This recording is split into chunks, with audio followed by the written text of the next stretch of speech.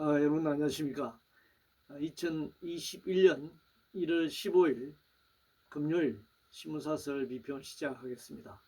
먼저 탈원전 관련된 사설입니다. 조선일보는 문 최악 결정 탈원전의 추진 과정 감사를 주목한다. 중앙일보는 신속한 원전 수사 감사로 낯뜨거운 정쟁 끝내야 한다. 그 내용으로는 여권 월성원전 3중 수소로 감사원 공격, 입증 안 된 오염 빌미로 비리 덮어서는 안 된다. 문화일보는 정당한 감사를 정치로 모는 임종석 망은 뭘 노리나. 한겨레신문은 감사원의 에너지 전환 정책 감사 부적절하다. 경향신문은 감사원의 에너지 정책 감사 탈원전 기조 손상은 안 된다. 이렇게 약간 뉘앙스 차이가 있습니다만 이 탈원전 관련된 삼중수소 관련된 사설이 많이 나와 있습니다. 그런데 월성 1호기 폐쇄는 탈원전이 아닙니다. 노원전을 폐쇄하는 대신에 이보다 더 발전 용량이 큰 고리 1호기나 월성 1호기보다도 지금 신규 원전은 2배, 3배의 발전 용량을 갖고 있습니다. 그렇기 때문에 노후화된 원전 두세 개 폐쇄해도 신규 원전 하나를 건설하면 원전 발전 용량은 똑같은 겁니다. 그렇기 때문에 발전소 숫자가 줄어든다고 해서 탈원전 방향으로 가고 있다라고 하는 것은 아니라고 하는 것입니다. 오히려 이런 고리 1호기, 월성 1호기 폐쇄하거나 폐쇄를 앞두고 있는 이런 상황에서 실제 원전 확대 정책이 한편으로 진행되고 있다는 사실을 잘 알 필요가 있습니다. 그런데 문재인 정부도 탈원전이라고 그러고 또 우리가 반대하는 탈원전을 반대하는 쪽도 문재인 정부가 탈원전이다 이렇게 하면서 정말 이 탈원전이 망령처럼 떠돌고 있습니다. 특히 이제 삼중 수소와 관련해서는 오염이 입증된 거 입증이 안 된 것이 아니라 현장에서 지금 어떻게 누출되었는지 정확하게 모를 정도로 허술하게 관리 통제돼 왔다는 사실이 밝혀진 것 아닙니까? 그러니까 뭐 입증이 안 됐다고 할 수 있죠. 그러면 입증을 해야 될 거 아닙니까? 한손이나 산자부나 정부가 지금 입증이 지금 안 되고 있는 그런 상황입니다. 그냥 안전하다. 핵물리학자들은 삼중수소 이 방출량이 소위 말 피폭량이 지역 주민들의 경우에는 연간 바나나 6개, 멸치 1g에서 나오는 자연 삼중수소 방사능의 수치에 불과하다. 뭐 이런 식으로 말도 안 되는 주장을 하면서 월성 원전 안에서 이 누출된 삼중수소의 양이 어떻게 됐는지, 어떻게 외부로 방출되었는지, 어떻게 통제 관리되어 왔는지 지금 잘 모르는 그런 혼란 상태에 있다라고 하는 것입니다. 또 한편으로 한겨레나 경향은 에너지 정책에 대한 감사원의 감사가 탈원전 기조를 손상시킬 수 있다 이렇게 이제 우려를 하고 있는데요. 경향이나 한겨레도 정말 이 문재인 정부의 탈원전이 아닌 원전 정책을 탈원전 정책이라고 믿고 이런 논리를 좀 펴고 있는 것 같습니다. 문재인 정부는 탈원전 정부가 아니라고 하는 사실을 경향과 한겨레도 그런 입장에서 현실을 분석하고 비평하고 해야 한다 이렇게 생각합니다. 박원순 사망 사건 관련해서 조선일보는 검경 여당 다 뭉갠 박원순 성추행 법원이 인정 피해자의 작은 위로 되길. 문화일보는 법원도 박원순 성추행 면죄부 준 경찰 불신 더 커졌다 이렇게 주장하고 있는데요. 경찰이 당사자가 사망했다는 이유로 부실하게 수사를 종결한 것이 문제이죠. 피해자는 그대로 남아있는데 말이죠. 이 피해자 관점에서 수사가 진행됐어야 합니다. 이제 경찰이 부실하게 했는지 아니면 정권의 눈치를 보고 수사를 회피해버렸는지 검찰이 추가로 수사해서 진실을 규명할 것이 필요하다고 생각합니다. 우리가 뭐 피해자를 보호한다는 말을 하는데 가해자에 대한 가해 사실 이런 것들이 규명되고 뭐 본인이 사망했기 때문에 사과하거나 이런 것은 뭐 시간이 지나서 불가능하게 됐습니다만, 그러나 그 사실 여부를 지금 한쪽에서는 피해자가 사실이 아닌데도 사실인 것처럼 해서 박원순 시장이 사망에 이르겠다 이런 주장을 하는 쪽이 있지 않습니까?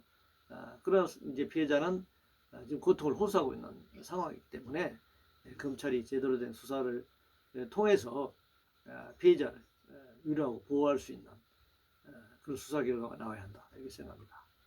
외교 관련해서 조선일보는 한미일 협력, 바이든 외교 앞에 선 친중, 친북, 반일 한국 외교다 이렇게 비판하고 있습니다. 이게 이제 한국이 마치 한미일이라는 하나의 국가이거나 아니면 거기에 종속된 국가로 보는 것 같습니다. 한국은 독립된 국가가 아니라 한미라고 한밀 지금 뭐 삼각동맹이 완전히 되지는 않았습니다. 한미동맹입니다만 미국은 한국과 일본을 화해시켜가지고 억지로라도 그래서 미국의 지배체제하에 두는 한밀 삼각동맹 체제를 구축하려고 하고 있지 않습니까?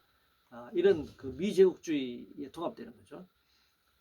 이제 그렇게 만들려고 하는데 중국과 북한과 외교하지 말라 그런 얘기를 하는 거잖아요. 그러면 한국이 주권 국가로서 자주 외교권 헌법에 보장된 이걸 박탈하는 것이잖아요. 이건 외교권을 박탈한다는 것은 국가 자체를 부정하는 결과가 있다. 이게 만약에 보수적인 이런 언론이나 신문들이 이런 국가의 주권 헌법을 손상시키는 이런 주장을 한다는 것은 이게 보수라고 할 수도 없는 것이죠.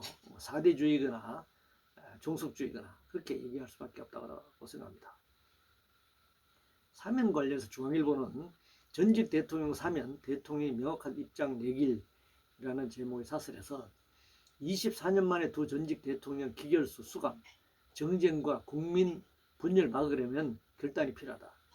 동아일보는 박이 사면 여론만 의식 말고 통합 포용 위에 결단하라. 매일경제신문은 4년 만에 형 확정된 박근혜 빠른 사면 바람직하다. 한겨레 박근혜 형 확정 국민 동의 없는 사면 안 된다. 경향신문은 국정농단 사법 처리 마무리된 박근혜 이제 참여하라 이렇게 이제 주장들을 하고 있는데요. 왜 전직 대통령만 사면이 대상이 되어야 하는지 묻고 싶습니다. 그리고 현직 대통령이 이렇게 될 경우에는 사면권을 남용하는 결과를 초래할 것입니다. 뭐 대통령끼리 자기네들끼리는 주고받고 사면도 하고 뭐 이렇게 하면서 일반 국민들은 법대로 처벌받고 평생 전과자가 되고 뭐 사면이라고 하는 건 아예 일반 국민들에게는 전혀 기회가 없는 뭐 대통령이 권력을 가진 자들끼리 그것을 면죄부를 주고받는다 말이 안 되잖아요. 헌법에 모든 국민은 법 앞에 평등하다고 되어 있는데 대통령끼리만 평등합니까? 그런 정치적 행위를 만약에 설령한다고 하더라도 그 죄가 사면되는 게 아니잖아요. 역사적으로 그 죄가 사면됩니까? 사면되지 않습니다. 역사적인 어떤 단죄는 그대로 남는 것입니다.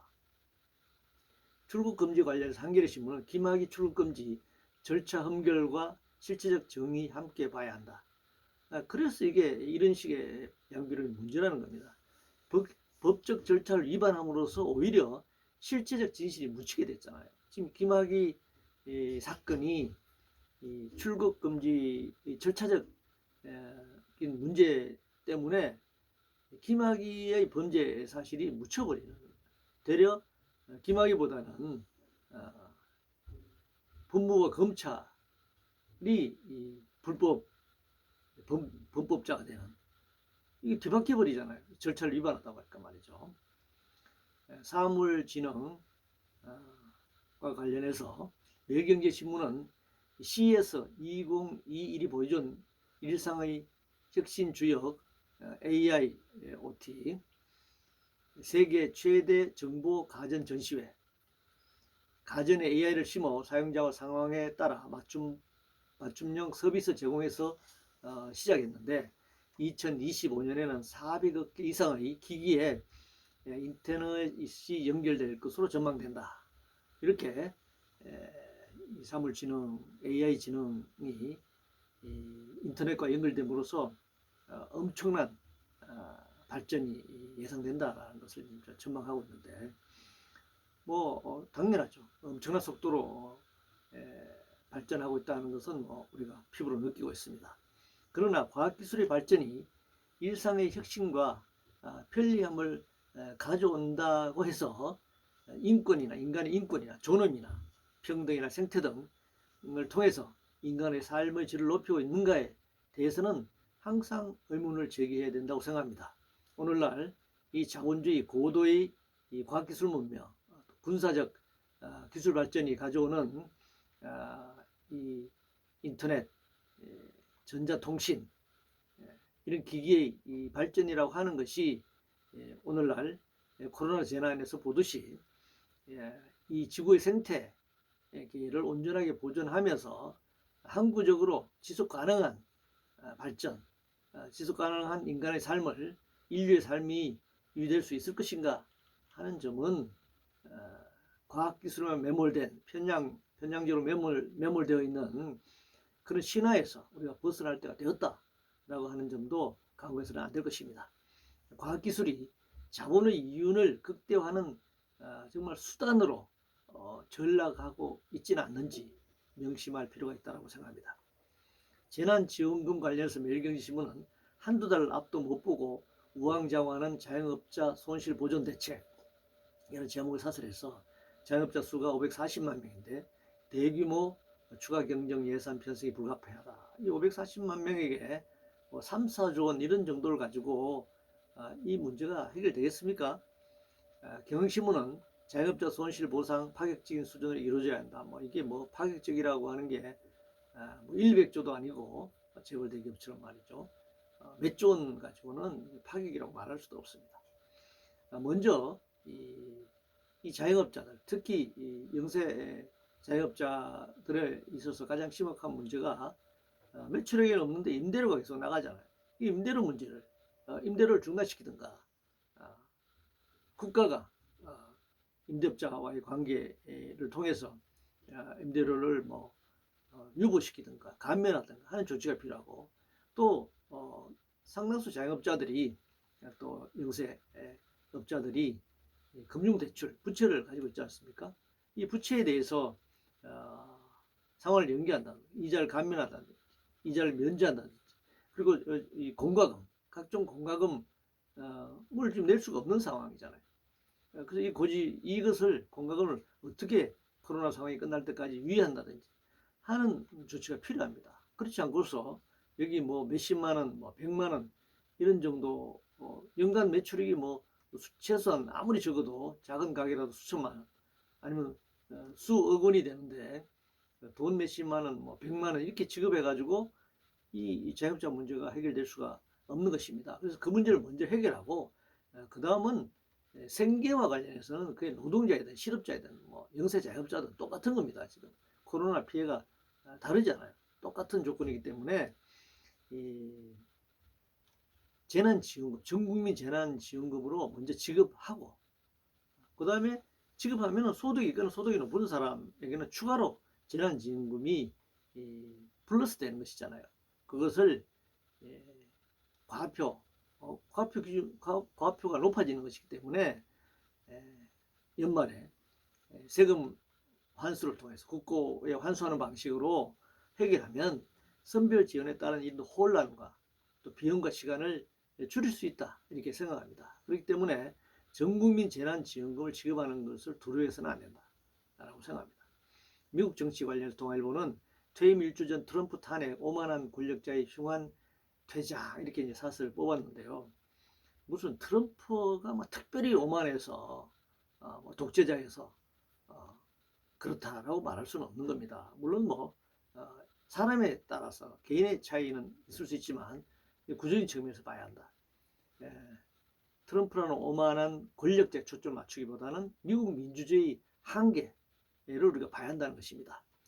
군사적으로, 경제적으로, 군사적 제국주의, 금융을 중심으로 하는 경제적으로 이 세계 최강의 미국이 이 지구상의 경찰 국가를 자임하면서 미국의 세계 패권 전략을 펼쳐왔는데 이것이 더 이상 지탱하기 어려운 측면이 있다라는 점을 우리가 잘 봐야 할 것이고, 특히 이 미국이 50여 개의 그런 주를 하나의 연방 국가로 운영하는 데 있어서의 현재 그 3억 5천만 명의 인구와 50개 주를 미국이라고 하는 연방 국가로서 운영할 수 있는 과연 그런 선거제도, 그런 헌법, 이게 완비되어 있는가? 현재 미국의 헌법과 수정헌법과 미국의 선거제도가 이런 3억 5천 인구의 50개 주를 전체를 대표하는 연방국가의 대통령을 뽑을 수 있는 그런 민주적 절차적 선거제도를 가지고 있는가 하는 점을 다시 한번 봐야 할 것입니다. 그렇기 때문에 그것이 해결되지 않는 한 트럼프와의 정도의 차이는 있을 뿐 이런 오만한 권력자가 계속 반복적으로 나타나지 않는다라고 말할 수 없을 것입니다. 아동폭력 관련해서 동아일보는 2주 교육받고 학대 전담 공무원 제2의 정인이 막을 수 있나? 라고 이제 묻고 있는데, 당연히 공무원 몇 명으로 이 아동폭력을 막을 수는 없습니다. 이 아동폭력이 잘 나타나지 않죠. 집안에서 벌어지는 일이기 때문에 이걸 CCTV를 국가가 설치해가지고 매일 확인할 수도 없는 문제고, 또 내부에서 폭력이 벌어지지만 신고가 되지 않으면 또 알 수 없는 일이고 말이죠. 이건 아동폭력, 가정에서 벌어지는 아동폭력, 그건 아동폭력뿐만이 아니죠. 이 가정에서 벌어지는 이 폭력이 대외적으로 밝혀지는 비율은 굉장히 낮습니다. 따라서 폭력이 발생했는데 이것을 어떻게 확인하고 밝히고 대처할 것이냐라는 것도 굉장히 중요하지만, 폭력이 발생하는 이 구조적인 어떤 문제를 진단하고 대책을 세우는 것이 필요합니다. 가정폭력은 어떻게 발생하는가, 학교폭력은 어떤 경로로 발생하고, 직장의 폭력은 어떻게 차별과 배제와 이 자본주의적 착취 수탈 억압 구조 속에서 어떻게 폭력이 발생하는가, 그래서 총체적인 사회의 구조적 폭력은 어떻게 발생하는가 하는 데 대한 진단과 여기에 대한 대책 대안이 필요하다 이렇게 생각합니다. 부채와 양극화 문제입니다. 한국경제신문은 온 나라가 빚더미, 자산 인플레 속 K자 양극화 실상, 한국은행은 금융시장 동향에 따르면 작년 말 은행권 대출 잔해는 가계가 988조 8천억 원, 기업은 976조 4천억 원으로 1년 전보다 각각 100조 5천억, 107조 4천억 원이 증가했다. 부채가 계속 증가하고 있다는 것입니다. 그러면서 동시에 심화되는 계층 부문 간 양극화도 커지고 있다. 문화일보는 빚더미 속 자산 소득 양극화가 확대되고 있는데 이것은 문정부 정책 실패 탓이다. 전부 문정부 정책 실패 탓이라고만 주장하네요. 근데 자본주의는 원래 빚을 권하는 사회입니다. 특히 오늘날 금융 자본주의는 대출과 빚이라는 거품 형성을 통해서 소수의 부자와 가난한 다수를 양산하고 있습니다. 특히 돈이 왜 거품이 거대해지는가? 예전 조폐공사를 통해서만, 한국은행의 조폐공사를 통해서만 돈이 찍어지는 것이 아니라 이 대출 자체, 눈에 보이지 않는 인터넷을 통한 대출 자체가 천문학적으로 돈의 거품을, 버블화된 거품을 만들어내고 있습니다. 예전에 현금을 대출 받을 때 은행에서 빌려온 현금이 돈이지만 지금은 통장에 찍히는 인터넷을 통해서 통장에 찍히는 컴퓨터 화면에서 만들어지는 이런 대출이 전부 화폐를 생산하는 것이거든요. 화폐를 만드는 것입니다. 그렇기 때문에 거품은 거대하게 형성되고 있고, 이 거대한 거품 속에 많은 사람들이 빚을 지고 살게 되는 것입니다. 그래서 빚금이라고 말하죠.